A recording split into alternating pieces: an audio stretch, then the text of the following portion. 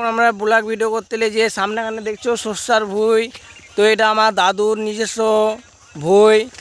তো আমাদের জায়গার দেখো, আমাদের যে এই সামনেখানে দেখতে পাচ্ছ, ওই সামনেখানে দেখো একটা ফাঁকা জায়গা আছে, ওই ভুট্টার ভুঁইটা লাগানো আছে, ভালোভাবে দেখো, ওটা হচ্ছে আমাদের জায়গা।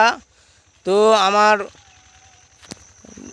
দাদুর মোটামুটি একজনাকে 100 বিঘা করে জায়গা দিয়েছে। তো আমার বাবার হচ্ছে 4 ভাই। তো আমার দাদু এটা ভুট্টার চাষ করেছে, ভুট্টার গাছগালা লাগাইছে। দেখো আমাদের এটা হচ্ছে এটা হচ্ছে আমাদের সর্ষার ভুঁই, এটা আমরা চাষবাস করেছি। তো এই ভুট্টাটা তোমার হচ্ছে চৈত মাসে বৈশাখ মাসে উঠবে। তো এই সামনেখানে আমার দাদু লেচুর বাগান আছে, তোমাদেরকে দেখাচ্ছি। তো যেতে আমাদের সময়টা লাগবে। বাগানে এই সামনেখানে বাগানে আছে। তো এই চলে এসেছে সামনেখানে, তোমরা একটু অপেক্ষা করো। এর দেখো দেখো এই দেখো, দেখতে পাচ্ছ এইসব, ওই সব একটা লিচু, সব লিচু বাগান, বোম্বাই লিচু। তো এটা আমার দাদুর লিচু বাগান।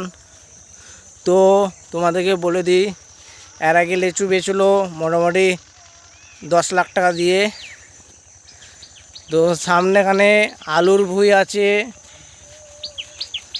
তো আলুর ভুঁই, তো আর কিছুক্ষণ পরে আলুর ভুঁইটা পাবে।